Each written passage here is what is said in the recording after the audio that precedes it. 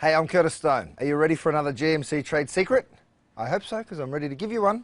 I've got a really good one for you, and it involves these little mamas, onions. What I'm going to do is show you how to caramelize them perfectly. Now, if you make caramelized onions, they can go into anything, into an omelette, onto a steak sandwich.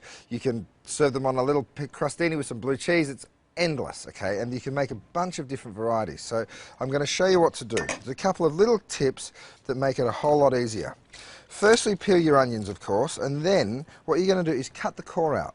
All right? You don't want to just slice it off, because if you do, then the slices of onions may stick together. So make sure you get your little knife and really dig that core right out of there. Okay? Once you've done that, you just want to cut your onions in half, like so. And then the reason you're doing that is to give yourself a flat surface to work from, so the onion's not going to be rolling around everywhere. Once you've done that, then all you need to do is just slice them. Now, it doesn't matter if you slice them thin or if you slice them thick. What does matter is that you slice them all the same. They need to be uniform so that then they cook at the same rate. So you're not going to get some burnt bits and some light bits that don't cook for ages. So I usually try and slice them about medium, not too thin so they cook really quickly, and also not too thick so they take forever. Now, the thing to remember is when you've got your knife, you just want to run it down just like that, okay? Just moving your fingers back, just a nice slice. And then once you get towards the end and you're getting closer to your fingers, the best thing to do is just lay the onion back down and then start again, okay? What you have to remember is whenever you caramelize onions, you're going to cook them for quite a while, and they're going to take, you know, a fair while to cook down, but you're going to lose a lot of volume. So this is going to end up being not too much at all. Okay.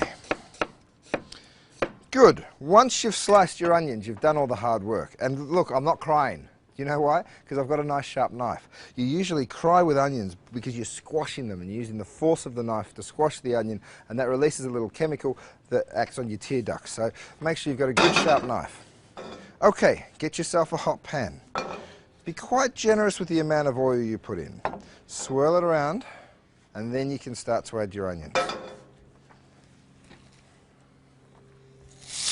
There we go.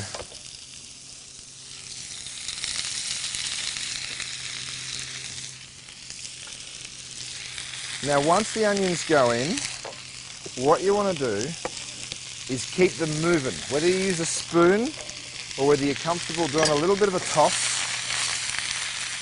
both work. You don't want to leave them too long, otherwise you're going to end up with black ones on the bottom and raw ones on the top. So just remember to keep them moving. Now, I know this is hard to believe, but these 3 onions, after half an hour on a low temperature, will cook down to that. Can you believe it? That little bit of caramelized onion right there came from the exact same quantity as this. Amazing, I know.